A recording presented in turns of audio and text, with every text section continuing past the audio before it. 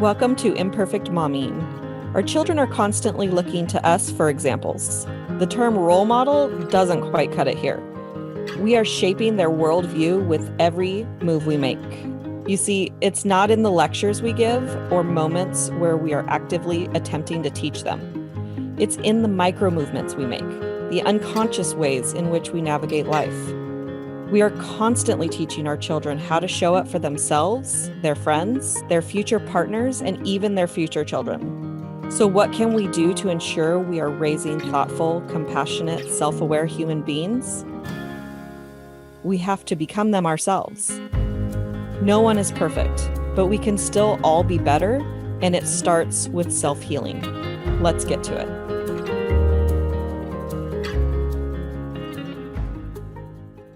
Welcome back to Imperfect Mommying, and today's another very special guest who is a co-worker of mine, Teresa Strong Myrick. Is that how you say your last name? Your other last name? Myrick. Myrick. Myrick.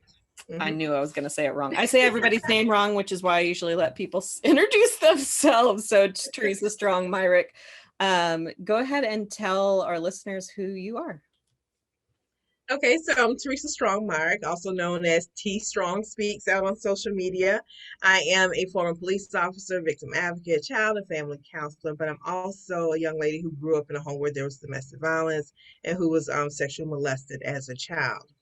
From those experiences, professional and personal, I just came to understand that there was a cycle of hurt that needed to be addressed. And if it's not, then people will allow themselves to be hurt. They will hurt themselves or they will hurt others.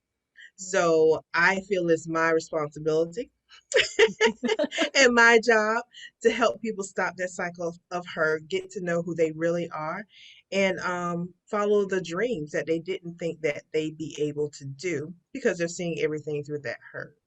I am a mother of three. I have two adult sons and one teenager who's about to be 17 and a senior in high school. Um, what else do you need to know about me? I mean, I've known you for probably 2 or 3 years, and I think that you just said so many things that I didn't know about you. Oh, wow. Well, I can say that currently I'm a neurotransformational life coach. I'm a speaker and I'm a number one best-selling author. So that's what I've been working on. Those are the things I do to help people get out of their own way, basically, and help them break free from the bondage of their past. So the way that we met, I think, is kind of funny, just because the first time we met, we shared a bed. Like we literally strangers. Yeah. And I don't think I've ever told you this, but my husband said at the time, he's like, so you're going to California to be with strangers that you met on the internet and you're staying in the room with them? I was like, yeah. Like, what's the problem? Yeah. I mean, 5 days. For 5 days even. Like, I remember someone else in our group saying that, I think it was the second time I went to ECCP, there was a 19-year-old girl who basically had that exact same conversation with her family. They're like, wait, you're going to Georgia to stay for 5 days with the guy that you met online? The guy you met on the internet. And I was going from Florida to California by myself. Right. Yeah. I mean, it's funny because the first time I went, it was just 3 hours south. And I think that was the first time I met our teacher, Sean Smith, in person. Right. But, I'd been following him for however long at that point. And, right. It was kind of like meeting a celebrity and then, I've told my experience in that room. It was like the worst things that one human could do to another human had been done to people in that room. And the first day someone gets called up to cry the tears of their ancestors. And I'm like, wait, what? That's a thing? And they just made her cry in front of 30 people in front of the room. Yeah, I'm not talking ever again. Yeah. And by the time I got there, I had been dealing with my stuff for a while, but nothing was really like sticking. Yeah. And I was like all in. I was like, I gotta go. I gotta get this stuff out because it's there. I can't shift it. This feeling I cannot shake. I don't want to go into my 50s with the same stuff. So I'm like, I'm just doing whatever. Yeah. So when I was in there, I was ready to go. Cry, holler, whatever I had to do, I had to get it Like you out. were open.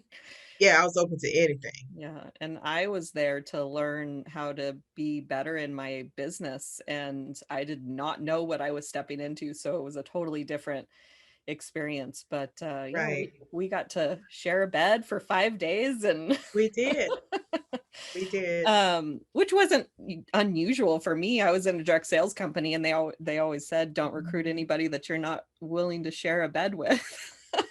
Right. And I had been in MLM too. So when we take those trips, we're, trying to Sharing, consolidate those costs. right? Right. Exactly. So tell me a little bit about how personal development, and it can be anything, it doesn't have to be the event that we went to, but like how has personal development impacted you as a parent? As a parent, it has really changed the way I parent Hmm. because I parented the way I knew to parent, which was the way my mom had parented me. Hmm. And she parented me based on how she did not want to parent, the way she did not want to be parented. Okay. So she did not like the way her mom parented her. So she did all the opposite for me, which was cool because I had a lot of freedom. I mean, she wasn't like a helicopter mom. She just let me make decisions. And I was a pretty mature and responsible person anyway, so that wasn't that bad. But when my son was born and started to come up, he, like the things I thought about, he would actually do. Mm. So there were things in my life like, oh, I'm not going to do that. I would love to try that, but I'm not going to do that because my mom would kill me. But this child would try it. And he was very vocal. He was very open, not disrespectful, but he would just tell me. And if I asked him, he would just tell me the truth about things. I'm like, I don't think I wanted that much truth. But because his father wasn't in the picture, I, I'm raising a black man. So I just felt like he had to be tough. He had to, be able to handle himself. So I was a really mean mama. I was a really mean mama when he was coming up. And I was 19, so I was still in the midst of my stuff. I was still in the midst of my own stuff. So therefore, he grew up in my mess. I'm sorry, let me turn this. It's all good. He grew up completely in my mess, which means that I didn't have great boundaries as a mom, Mm. which means that I would have parties at the house and he would be there. It means that he saw me date way too many men. Mm. He just grew up in my stuff as I was trying to find myself because that was also the time when I started to when he was born was the time I really started to feel and deal with the things of my past, like the molestation, how the domestic violence, all that stuff, how it was affecting me, how it was manifesting in my life. That's when I started to deal with it. So I had this little man that I was trying to raise. I had gone off to school as the good girl. Gone off to school as a good girl who was supposed to make all the straight A's and come out of school and have this great job and this great life and do all the things right. But no, I came back with a baby in Mm. my freshman year. So he was born in July after my freshman year, and I went back to school in August. Mm. Yeah. So that was that. That was how he entered into this world. And as I began to try to raise him, I knew that I needed more help with me because I never felt as if I knew how to parent. I'm a good person. I know how to teach things, but I did not know how to do how to teach them to be a good human being. I didn't know how to do that. Yeah. I had no idea, right? And when he would do things, I didn't really understand how to discipline him. And I was mean, so I would just snatch him up, pop him on the butt, put him on, Right. Because if he cried. Hmm? even though your mom was parenting, the way that she wished she had been parented, or the opposite of the way she was parented, there's still like TV and other people around that we can see examples of how to be a parent. It's not just how our parents. Right. Yeah. Right. So I'm trying to figure this thing out and I'm dealing with my stuff and I knew that I was affected by my mom's relationships, but I really didn't understand how my son was being affected by mine. It was just such a confusing time for me. But to get to the point, after I got serious about me and dealing with my stuff, I was better able to deal with him because he went through some things. He Yeah. made some really bad decisions. Thank God he was able to come out of them. But um, as I got, as I grew, as I grew, I handled him better. Mhm. As I grew, I made better decisions from a different place. Um, I handled him as a human being Mm. and not as a child that I needed to, you know, I don't know. I don't even know how to put that, but I treated him as a human being. Right. And since ECCP though, that right there changed how I dealt with everybody. This. How I handled me, Yeah. how I was, because by that time I'm in my 40s, he's grown, he's still making some like really brash decisions. And I was feeling guilty about the decisions he was making. Like I was not a good mama. I did not, I just kept beating myself up. And then, working more on me, I came to realize that he has to make his decisions. He has to live his life. He has to learn his lessons, just like I had to, just like my mom had to, and he's going to be all right. Yeah. I just had to come to that. And I literally had to just take my hands off of him and allow him to fall, to fail, Yeah. and to pull himself back up and not be in the midst of trying to pull him out of it or rescue him and do all those things. And I hear that because the there are people that I'm familiar with in my life who have parents that don't allow their children to pick themselves back up, who are constantly, their children fall, their adult children are falling, and they just keep picking them back up. And it's hard. Oh, I it's hard as heck. Yeah, it's It's hard to, hard as heck.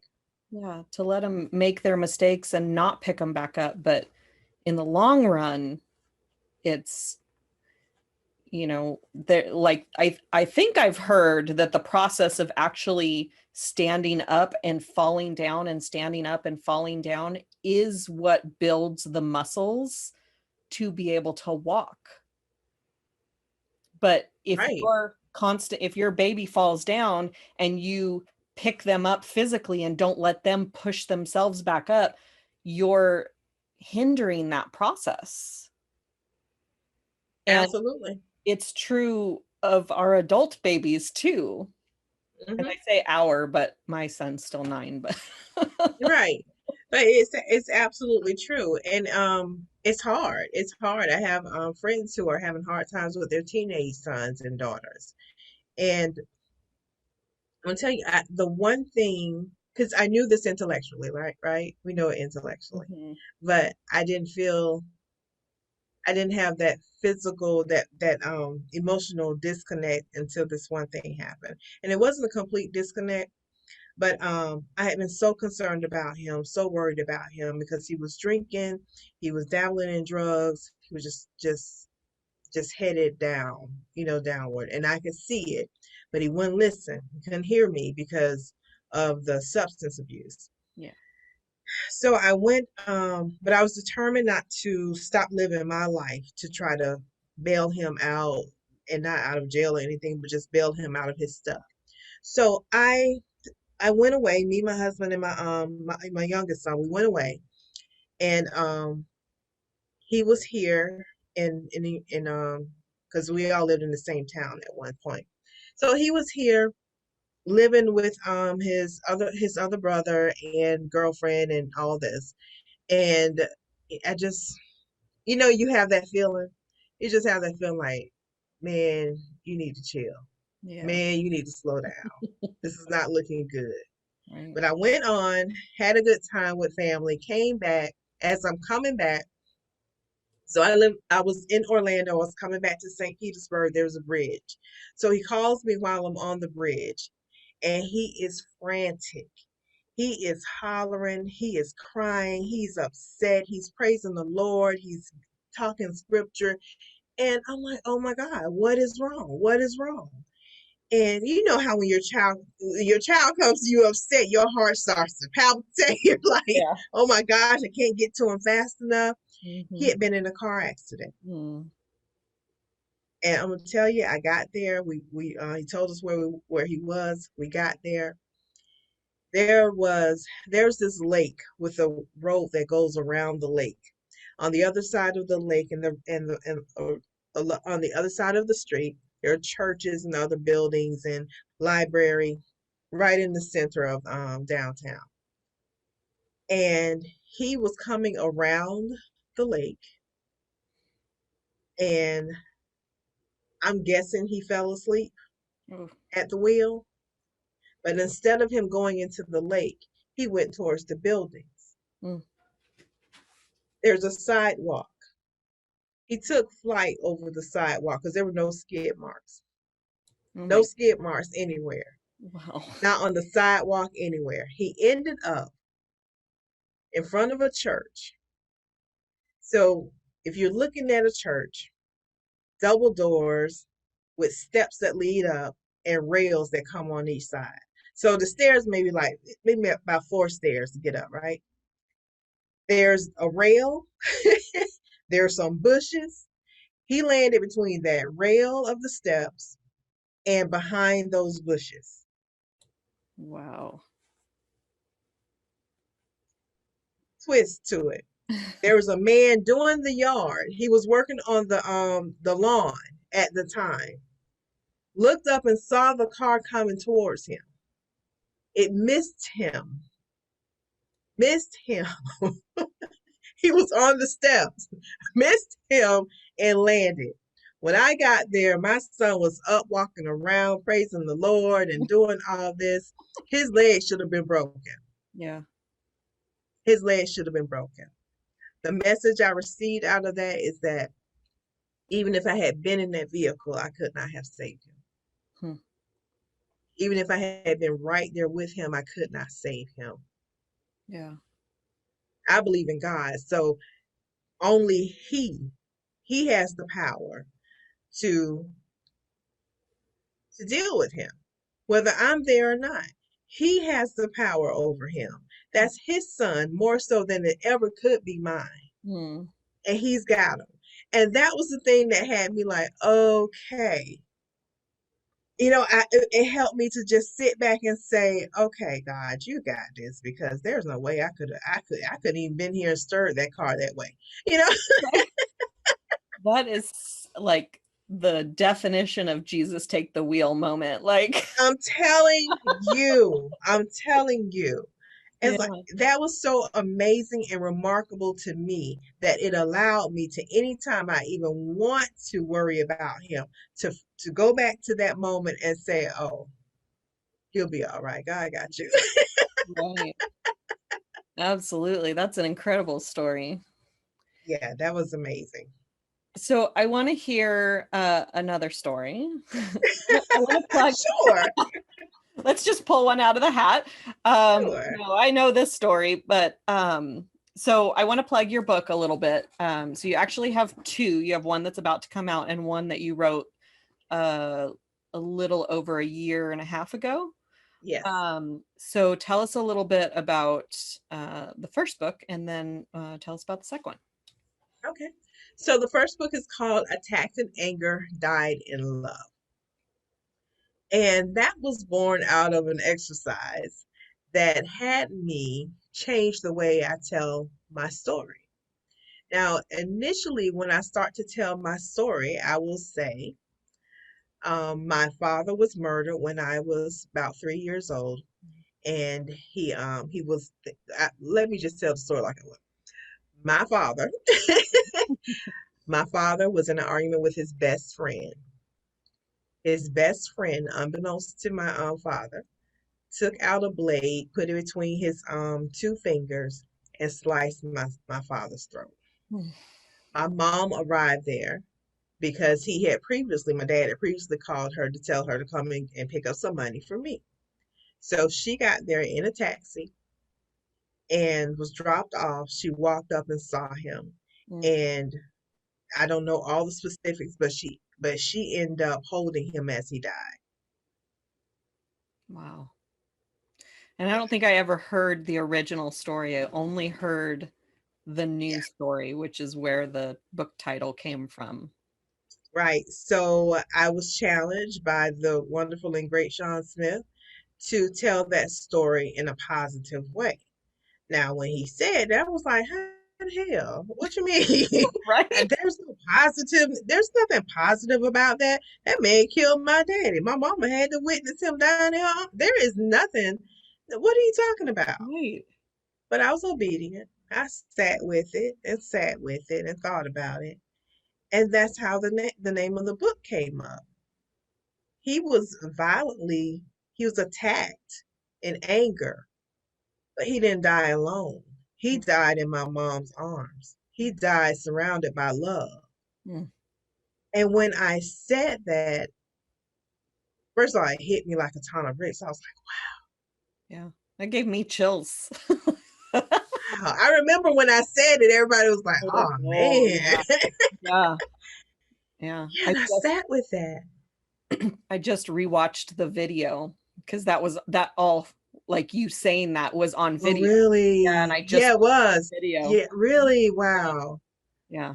Yeah. So I sat with that. What I haven't told anybody, only person who knows this is Sean, is late that night after that session, I wrote this whole thing. It was like a poem, but I wrote this entire just, I guess you can say, poem based on that. Because what I've learned, what I came to understand is that was like that became the theme of my life. Mm. Because if I think about the fact that I grew up in domestic violence, that I was sexually molested by a number of people, excuse me, and the negative things that happened, like that was the anger, that was the negativity that I was attacked by. But once I began to understand me and love me more, that those things did not have the effect on me that they once did. They were no longer an attack on me. They just came a part of my story. They became a part of my testimony, my way of inspiring people and uplifting them and giving them hope, right? So that just became like the theme for my life. Yeah. And I remember sharing that with my mom for the first time. And even she was like, wow. I could just, she carried that for so many years. Wow. And she looked at me, and my mom was a country girl from Georgia. And she said, T, I ain't never thought about it like that. Yeah, no, nobody would have. And she said, that's a good way to think about that. Yeah. And it's amazing to me that even something so deeply painful can be flipped around on its head. Yeah, absolutely. And it can free you from, because obviously I would imagine that the reason you knew the story that way, because you were 3 when that happened, the reason you knew that story the way that it was because that's the way she told it. She told it, his sisters told it, his brothers, because they had a lot of anger about the reason behind the fight that I didn't even understand. Right. Right. So, yeah, And so inside your own healing, you helped your mom heal too. And I would imagine right, some of those other family members as well. right. Because, oh my What gosh, happened. one of the most touching moments, I gotta tell this one, I'm gonna see if I can not cry. Mm, One of the most touching moments about that book is um my dad was so loved. He was so loved. mm, But his brother was like the closest to him, and his brother lived in Orlando with us. The rest of the family members lived up in Alabama. So he was the one I was closest to. So he was the one I would see most often. So when I wrote the book, I took the book by by I took the book by his house so that he could read it. And he's old, he's not on social media, he has no idea what I'm doing. So I pop up mm. over there and I say, Unc, I wrote this book. He said, You wrote a book? I said, Yeah, I wrote this book. Okay. So I gave it to him. I don't think he realized it was like a real live book that had been published. And so he took it, he's looking at it, and he began to read it right then. He got quiet. The rest of us was talking. He said nothing else. He read the book. And if the book is a very short read, you can read it within like 45 minutes. If Mm. you read fast, 30. Yeah, Right? It's not a very, but it's short and impactful. yeah. He read it and he was just like, "Oh my God, you really did the thing! Like I can't believe." And I was like, "Do you believe that little girl grew up to write a book like this about y'all and the family?" He was so touched because I had my dad and my mom's picture in the beginning of the book. It was just that was like the most touching. He was like, "Man, I'm so proud of you." Yeah. And to me, he's the closest thing to my dad. So it was almost as if my dad was talking to me. Ugh. Yeah. I could see it. Like, that'll make me cry. I didn't mean to talk about that. Oh, I, Whew. oh man, like Yeah, that's powerful. And I would yeah, imagine that helped heal some of his pain too. yeah, because they were so close. They were so close. They were the closest in terms of the brothers and sisters. Those two were really close. So, yeah. And he called his sisters and brother and told them, "Man, you got to get this book." Right? And they called me TT. TT wrote a book. You got to go get this book. Oh my goodness. I love that so much. Yeah. So while we're on a crying jag, Oh, come on. well, your newest book is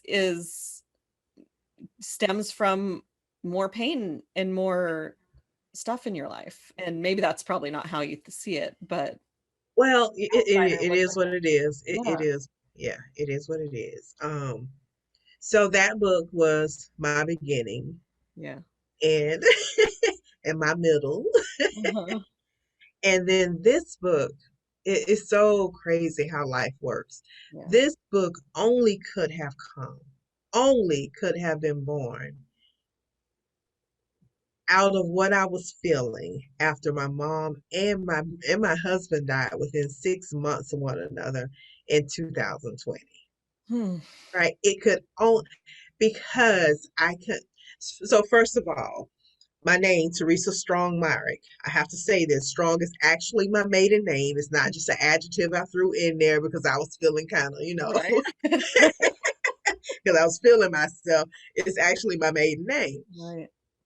So it's something I've always grown up with people, bothering me about. Like, oh, I love that name. That's nice.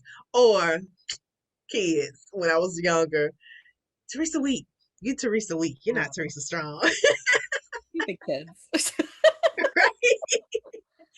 So it was always there. And as I grew, because I grew up bearing all of the hurt that I had been going through, I came to understand strong because, emotions and stuff weren't really allowed. They were frowned upon.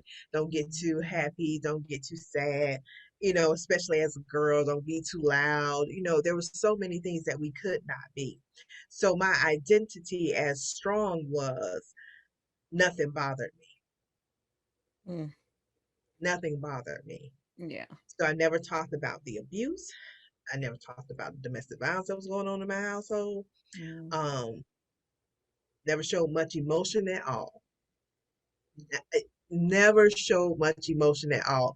I'm talking like in laughter, like I laugh all the time now, but laughter, anger, nothing. It's amazing to me when I look back on it.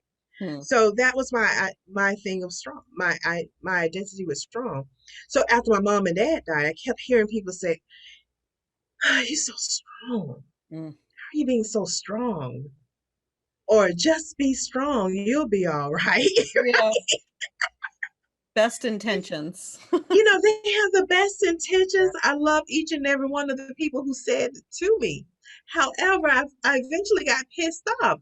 I was like, does this outer shell determine whether I'm being strong or not?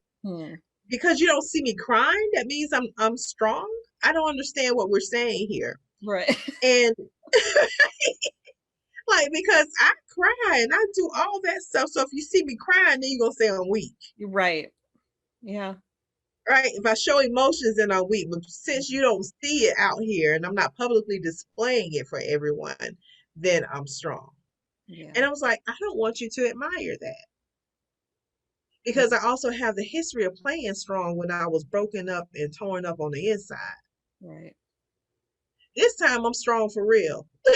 This time there's an inner strength because I've been doing the work to work on me. Right. But I just didn't want, and what I came to understand too, is that there were a lot of ladies, especially ladies, but men too, who are playing the role of I'm strong Mm. and denying everything that was human about them. Yeah. They weren't showing any emotions. They weren't telling the truth about how they felt, not telling the truth about what they wanted in life, what was bothering them. They were just playing this role to make everybody else happy and comfortable while they were miserable on the inside. Yeah. While they're miserable, people are still asking things from them and they're still giving, right? And I recognized that because I knew that was me. Mm. So that's when the book was born. Mm. And girl, I had started writing a new book in like 2019. I started writing my second book in 2019. Wasn't sure what direction it was going to take, what I was doing. But after this, then it's like one weekend, the Lord just said, here you go. I'm telling you, he gave me the name Unstrong. He gave me the acronym. He wrote down the chapters, gave me a journal to go along with it, and a class and a 6 week. Girl, he gave me the whole kit and caboose. Wow. I love that. I love the title of the book is Unstrong. I love the story behind it. Yeah. Is that one out yet, or when does that one come Well, out? that one's available. So the first one is on Amazon, or if you want an autographed copy, you can still get that on my website. This one is in pre-sales. Unstrong is in pre-sales right now, and it's due to drop in July. So it's available on the website for pre-sales, along with the T-shirt, honey. We doing the big this time. We doing T-shirt and the journal to go along with it, because what it is, it's a lesson on building your self love, Yeah. because that's where you draw your strength from.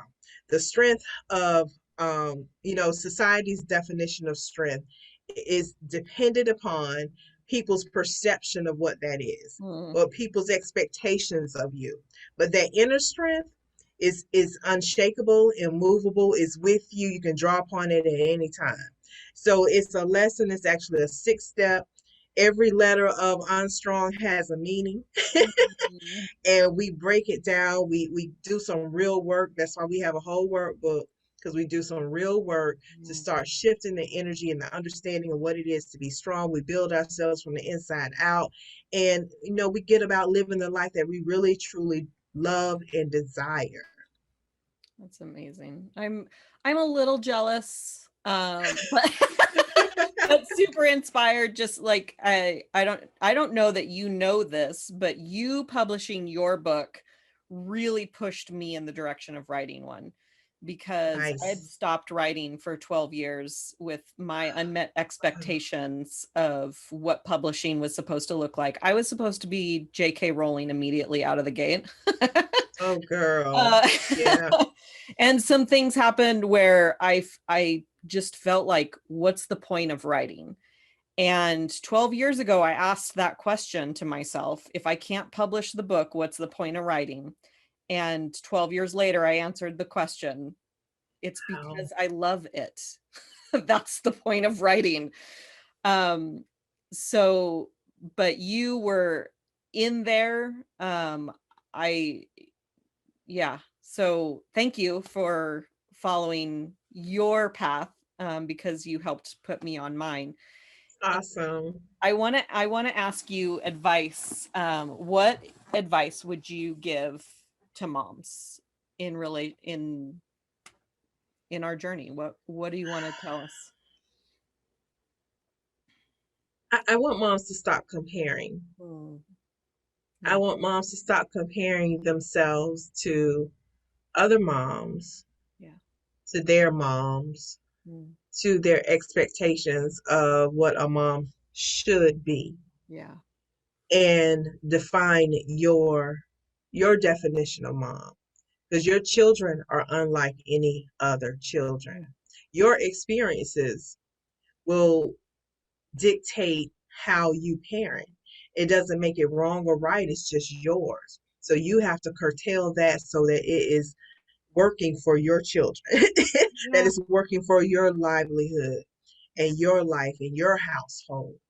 If we could stop comparing ourselves and stop taking the that negative energy from outside of our households and just own who we are as women and as mamas, as leaders, and just do us. Yeah. I love that. And I totally put you on the spot with that, because I didn't give you that question ahead of time. No. I'm gonna put you on the spot again with, is there a book that you found super impactful, personal development or parenting wise? So personal development, because I really love personal development. I don't think I've ever read a book about parenting other than the Bible, for real. Mm-hmm. That's for real, for real. Because I didn't realize he had stuff in there about church and stuff. So when I saw it, I got excited. I was like, oh, it's already written.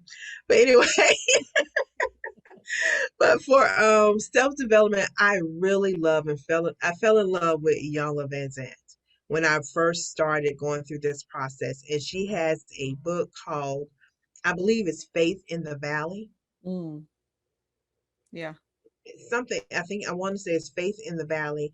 And that right there was a book that took me, it gave me permission to be in the valley. Hmm. It gave me permission to not be okay. That was the first time that I knew that you could have valleys in your life, but it doesn't mean that you had to stay there. That there are lessons in the valley that you can learn and come out a little bit better every time. Hmm. I love that so much, because there's so much, like, I feel like that's the point of our emotions. It's the point That's of the the things. that's the name of it. The value in the valley. That's the name of it. Awesome. No, I mean, I just, there's so much value in our pain, but we're too busy pretending that the pain isn't there to see the value. Exactly. And we want to pretend like it's why is pain a badge of dishonor? Why is Yeah. pain something bad? Yeah. That puzzles me now that I spent all that time of my life trying to look as if I was not hurting. Yeah. And then you grow up to know that everybody's hurt at some time. at many times. At all times. Yeah, you know? Yeah. And there's so much power inside what you said about, wait, so if I'm crying, that makes me weak.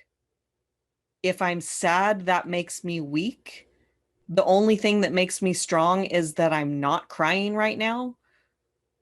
No. Yeah, because you see me in this moment and I'm looking pretty happy and pretty good. Quick, I just wrote this today. You can be sad and have joy. Yeah. You can be sad. See, those things can coexist, right? Yeah. And we don't So talk about it. I don't have to choose one or the other. So Right. I don't have to walk around all day looking depressed and my hair not done or makeup ain't just looking a hot mess. I don't have to. Now, if I so choose, then I so choose. But that doesn't have to be my reality every day. Doesn't mean that I'm not grieving. I'm still grieving. But today, in this moment, right now that you see me, I'm having a good moment. I'm feeling some joy. Yeah. That's amazing. Where can our listeners find you? So they can find me on Instagram and Facebook at T Strong Speaks, TEE Strong Speaks. Or just go to my website at mytstrongnetwork.com. I love that. And it'll be in the show notes as well. And so I want to say thank you for being here today. I feel so much value that you've poured into me specifically, but also into my listeners. And so thank you so much for being here. Oh, you're welcome. Thank you for having me. I appreciate it. Absolutely. And so we will be back next week with another episode, and go ahead and like and subscribe and review and all those things you're supposed to do on podcasts to make them more popular. And until then, keep on healing. We'll see you next week. Thank you for tuning in to Imperfect Mommying. It's time for us to step up and realize that our power is not in trying to shape our children. Our power lies in shaping ourselves into the people we want our children to model themselves after. Don't just do it for your kids. Do it for yourself. When you become a more self-aware, compassionate, and confident person, you and everyone around you benefit. For more information about me and my work, visit AlysiaLyons.com. That's AlysiaLyons.com. See you next time.